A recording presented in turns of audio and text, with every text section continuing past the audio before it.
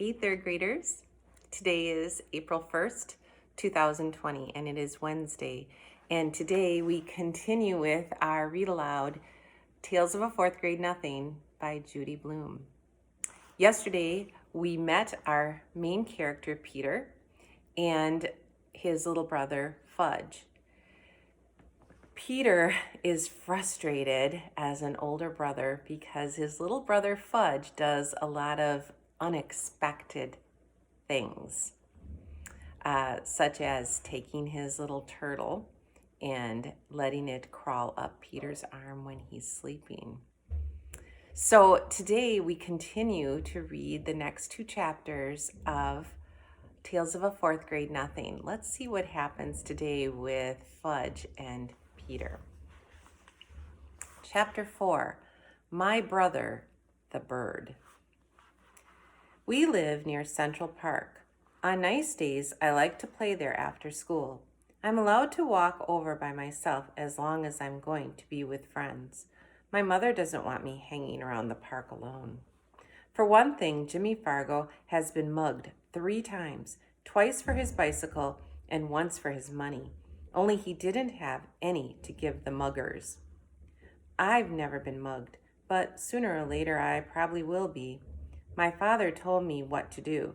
Give the muggers whatever they want and try not to get hit on the head. Sometimes after you're mugged, you get to go to police headquarters. You look at a bunch of pictures of crooks to see if you can recognize the guys that mugged you. I think it would be neat to look at all those pictures.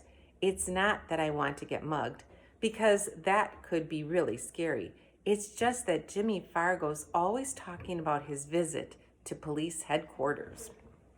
My father got mugged once on a subway by 2 girls and a guy. They took his wallet and his briefcase. He still travels around by subway, but my mother doesn't. She sticks to buses and taxis. Both my mother and my father are always warning me never to talk to strangers in the park because a lot of drug pushers hang around there. But taking drugs is even dumber than smoking, so nobody's gonna hook me. We live on the west side of the park. If I want to get to the zoo and the pony carts, I have to walk all the way through to the east side. Sometimes my mother walks across the park with Fudge. He likes the animals a lot, especially the monkeys. He also likes the helium-filled balloons, but as soon as my mother buys him one, he lets it go. I think he likes to see it float up in the sky. My mother says that's a waste of money, and she's not going to buy him any more balloons until he promises not to let go. On Sundays, the park is closed to traffic, and you can ride your bicycle all over without worrying about being run down by some crazy driver. Even Fudge can ride. He has a little blue toddle bike, a present from my father's client.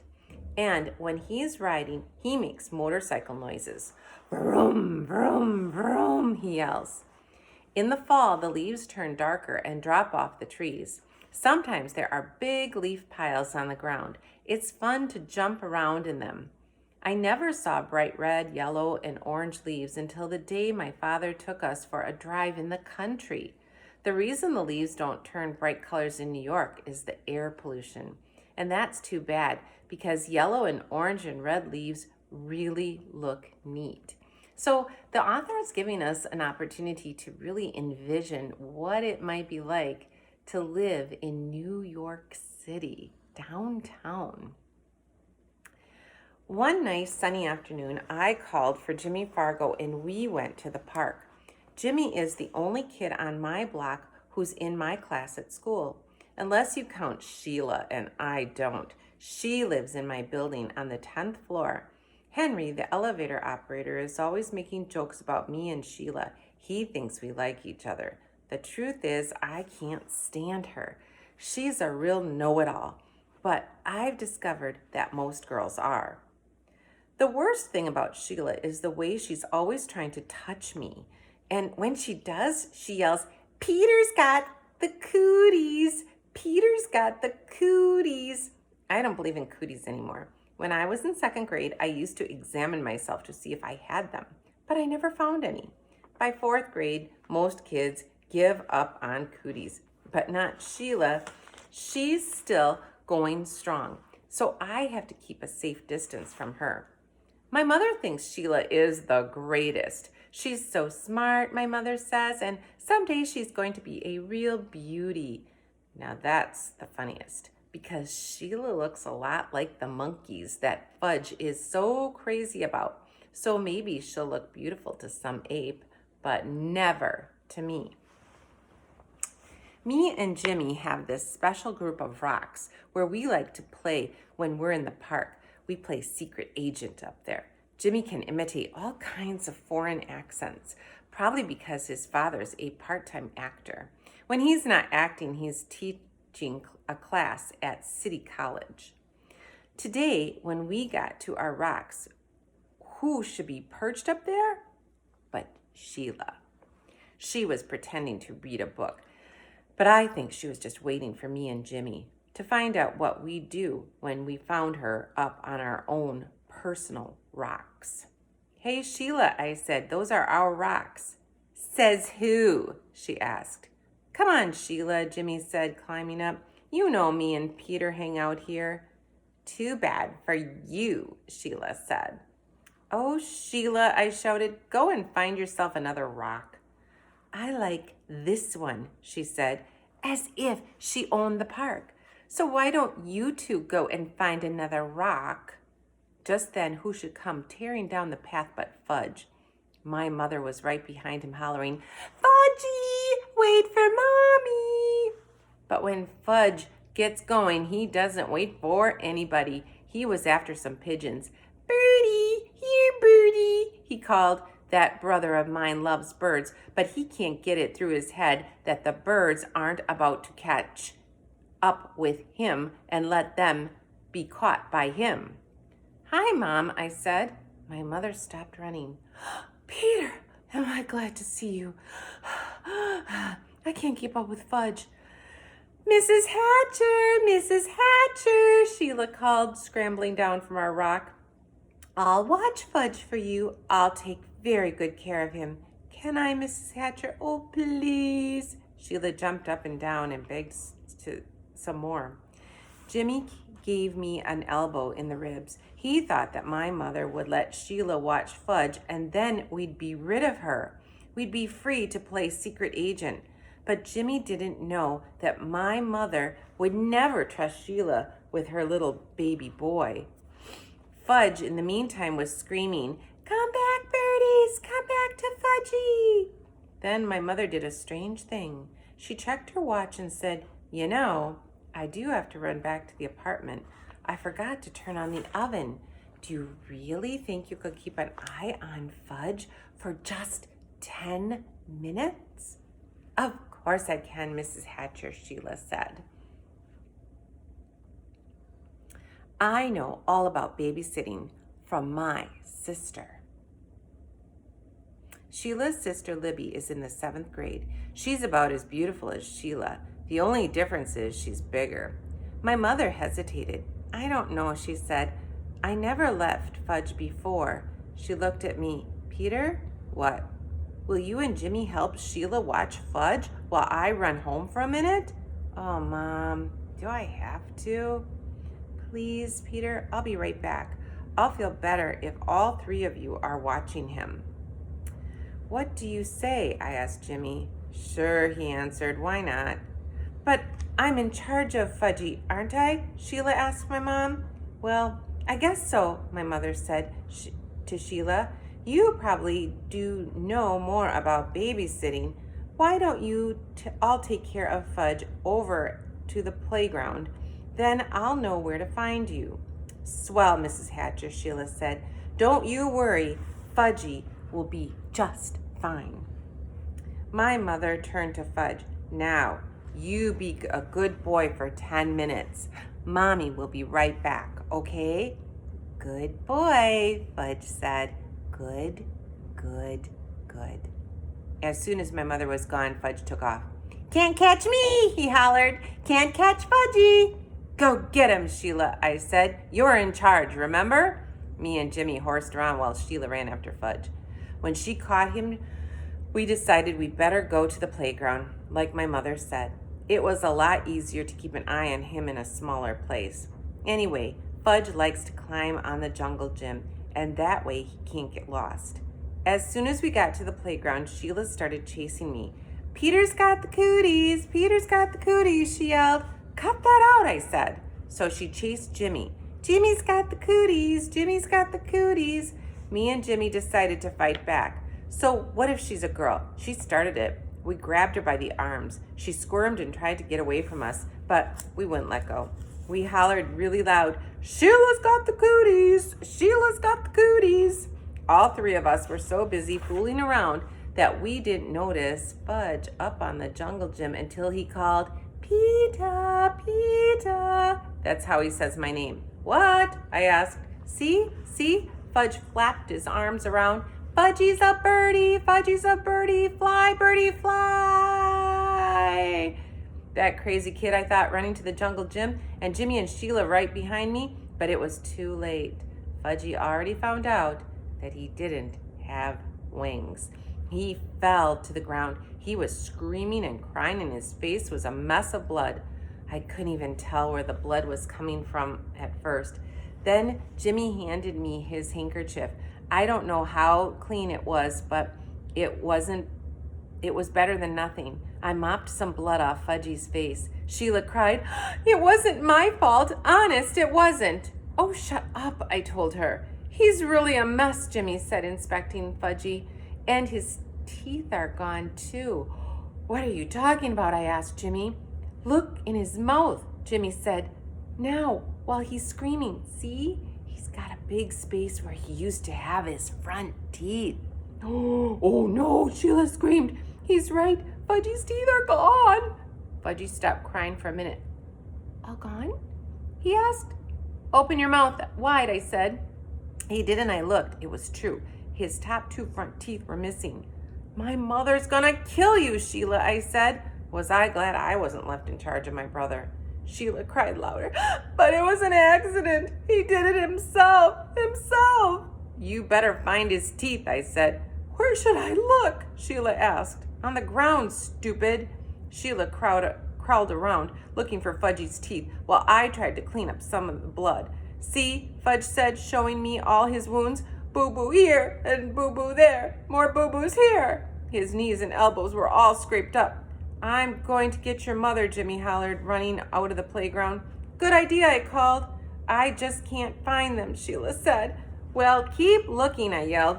"Honestly, Peter, there aren't any teeth here." "All gone?" Fudge asked again. "Not all," I told him, "just two." Fudge started to scream, "Want my teeth, want my teeth." Jimmy must have met my mother on her way back to the park because it only took about 2 minutes for her to get there. By the time, a whole crowd of kids had gathered around us. Most of them were crawling on the ground like Sheila looking for Fudge's teeth.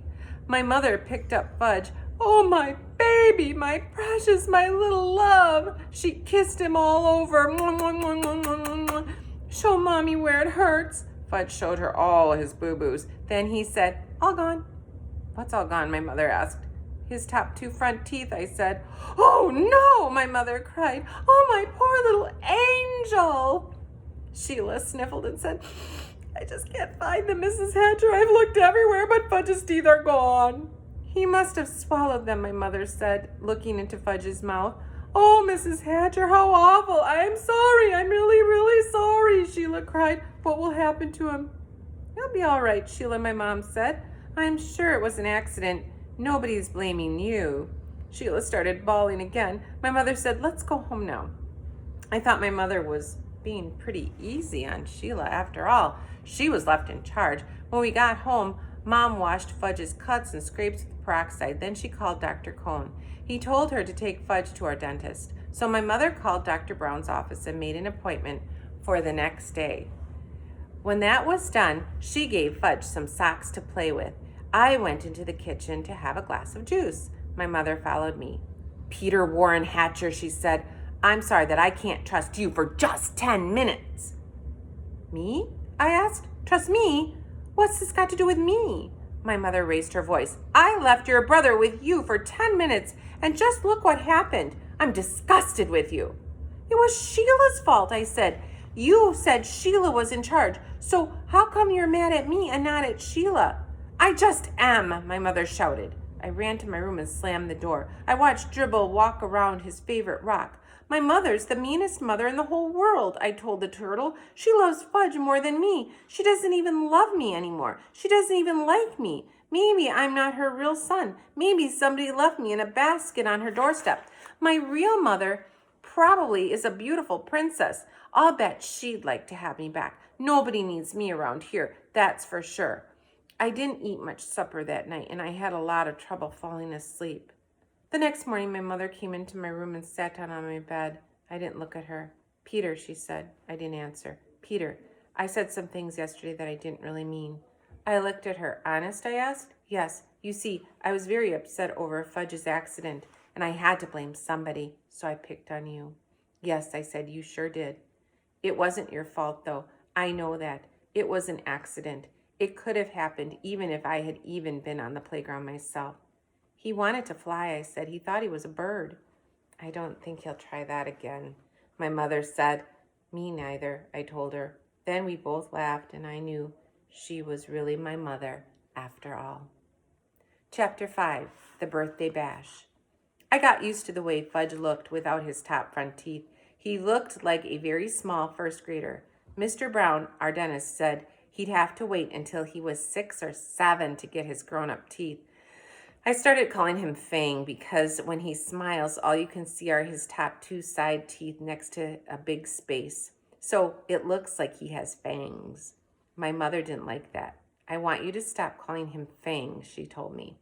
What should I call him? I asked. Farley Drexel? Just plain Fudge will be fine, my mother said. What's wrong with Farley Drexel? I asked. How come you named him that if you don't like it? I like it fine, my mother said, but right now we call him Fudge. Not Farley, not Drexel, and not Fang. What's wrong with Fang? I asked. I think it sounds neat.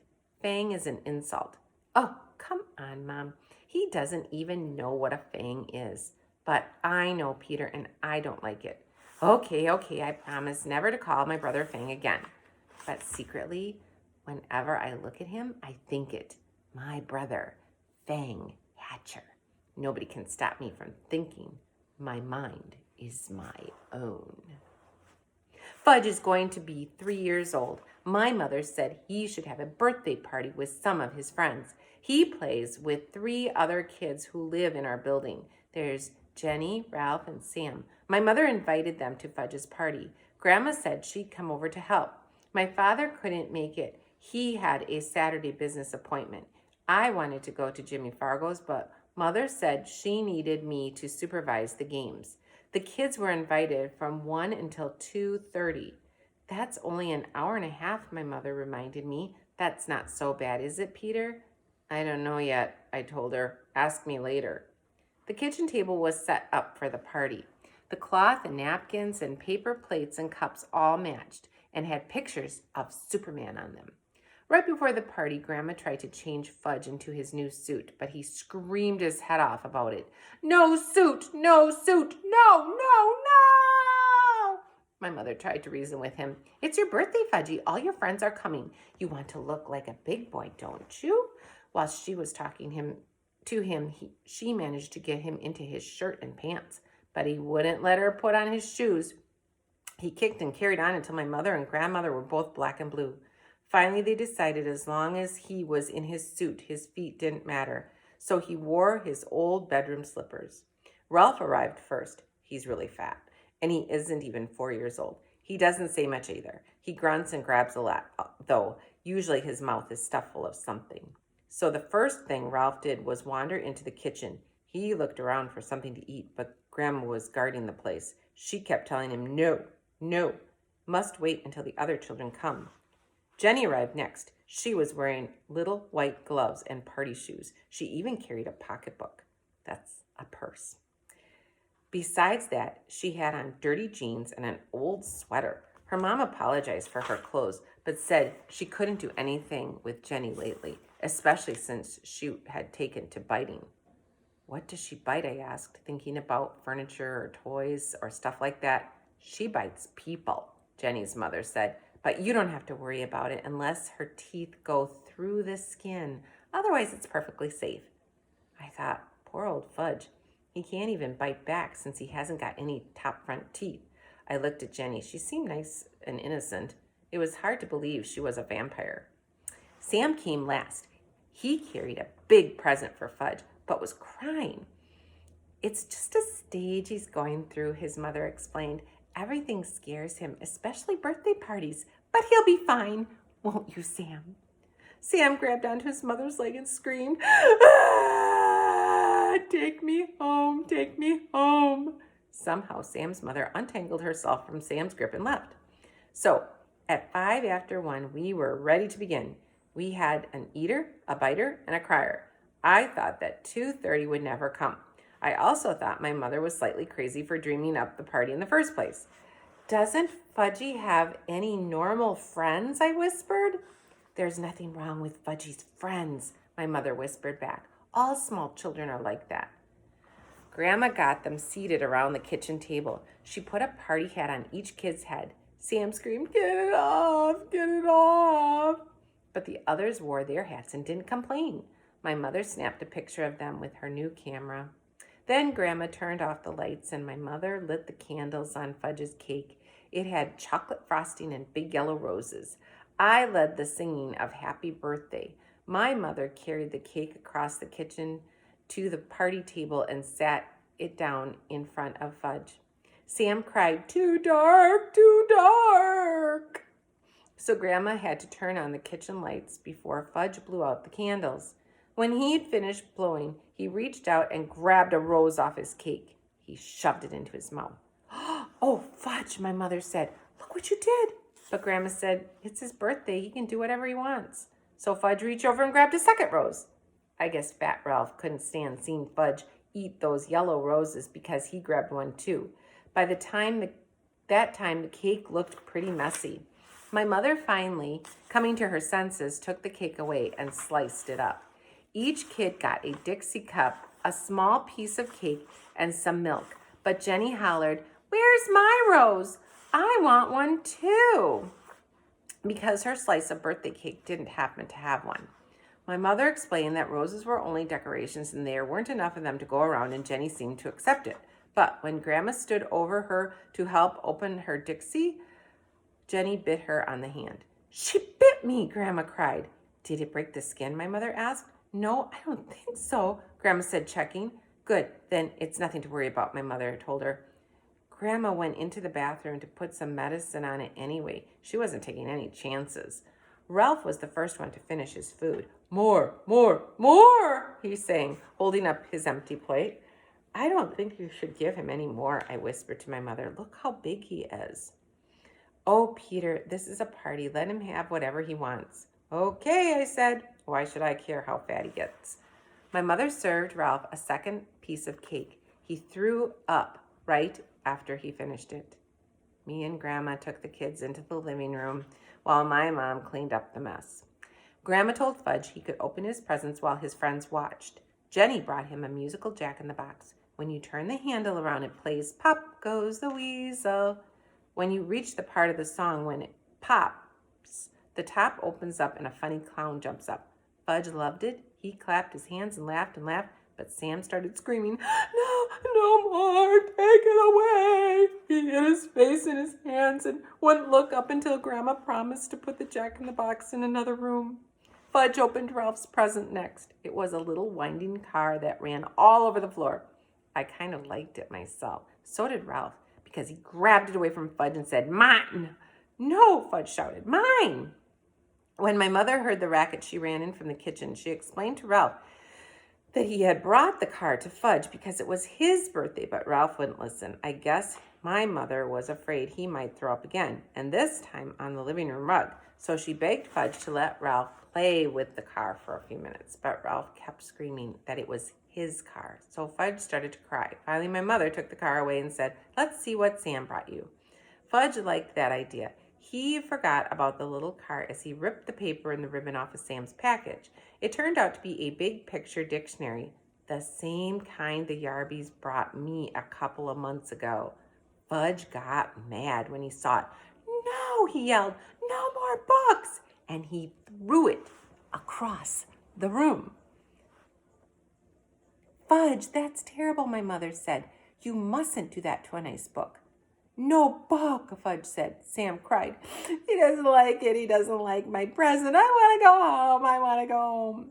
Grandmother tried to comfort Sam while my mother picked up the book. She gathered the wrapping paper and ribbons and cards together. Fudge didn't even look at any of the birthday cards. Oh, well. Excuse me, he can't read, so I guess it doesn't make any difference. Peter, my mom said, let's start the games now, quick. I checked the time. I hoped the party was almost over, but no, it was only 1:30. Still another hour to go. I went into my room where I had blown up a lot of balloons. My mother had the party book, and it says 3-year-olds like to dance around with balloons. When I got back to the living room, Mom started the record player, and I handed each kid a balloon. But they just stood there looking at me. I thought either the guy who wrote the party book is crazy or I am. Show them how, Peter, my mother said. Take a balloon and demonstrate. I felt like one of the world's great living fools dancing around with a balloon, but it worked. As soon as the kids saw me doing it, they started dancing too, and the more they danced, the more they liked it, until Jenny's balloon popped. That nearly scared Sam right out of his mind. He started yelling and crying. Fortunately, I had blown up fortunately, I had blown up 2 dozen balloons. I was hoping they'd dance around the rest of the afternoon. Fudge got the idea of jumping up and down on the furniture. The others liked that too. So instead of dancing with their balloons, that's what they did. And soon they were running from room to room, yelling and laughing and having a great time. Then the doorbell rang. It was Mrs. Rudder.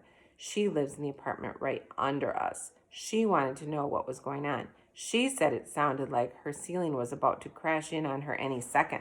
My mother explained that Fudge was having a little birthday party, and wouldn't she like to stay for a piece of cake? Sometimes my mother is really clever. So Grandma entertained Mrs. Rudder in the kitchen while Fudge and his buddies jumped up and down on his new bed. It was delivered this morning. Fudge hasn't even slept in it yet, so naturally when my mother found out what they were up to, she got mad. Stop it right now, she said. New bed, big boy, Fudge told her. Was he proud? You won't have a new big boy bed for long if you don't stop jumping up and down on it, my mother told him. I know, let's all sit down on the floor and hear a nice story. My mother selected a picture book from Fudge's bookshelf. I heard that one, Jenny said when she saw the cover. All right, my mother told her, let's hear this one instead. She held up another book. I heard that one too, Jenny said. I think my mother was starting to lose her patience, but she chose a third book and said, we'll all enjoy this one, even if we know it by heart. And if we don't know it by heart, well, we can just say it. That's just what Jenny did. And when my mother skipped a page by mistake, Jenny was right there to remind her. If you ask me, my mother felt like biting Jenny by that time. When the story was over, it was 2:00 and Ralph was sound asleep on the floor. My mother told me to put him up on Fudgy's new bed while she took the rest of the children back to the living room. I tried and tried, but I couldn't lift Ralph. He must weigh a ton. So I left him sleeping on Fudge's floor and closed the door so he wouldn't hear any noise. On the way back to the living room, I wished the others would fall asleep too. Peter, my mother suggested, why don't you show them Dribble? Mom, Dribble's my pet. You don't go around using a pet to entertain a bunch of little kids. Didn't my mother know that? Please, Peter, my mother said. We've still got half an hour left, and I don't know what to do with them anymore. Dribble, Fudge hollered. Dribble, dribble, dribble. I guess Sam and Jenny liked the way that sounded because they started to shout, dribble, dribble, dribble, even though they didn't know what they were talking about. Oh, all right, I said. I'll show you Dribble, but you've got to promise to be very quiet. You mustn't make a sound. You might scare him, okay? They all said, okay. My mother went into the kitchen to chat with Grandma and Mrs. Rudder. I went into my room and came back carrying Dribble in a bowl. I put my finger over my lips to remind Fudge and his friends to be quiet. It worked. At first, nobody said a word. I put Dribble down on a table. Fudge and Sam and Jenny stood over his bowl. Oh, turtle, Jenny said. Yes, Dribble's a turtle, my turtle, I said in a soft voice. See? See? Fudge whispered. They can all see, I told Fudge. Nice turtle, Sam said. I wondered why he wasn't afraid this time. What does Dribble do? Jenny asked. Do? He doesn't do anything special, I said. He's a turtle. He does turtle things. Like what? Jenny said. What was with this kid anyway? Well, I said, he swims around a little and he sleeps on his rock and he eats. Does he make? Jenny asked. Make? I said. Make a tinkle. Oh, that. Well, sure, I guess so. Jenny laughed. So did Sam and Fudge. I make tinkles too. Want to see? Jenny asked. No, I said. See? See? Fudge laughed, pointing at Jenny.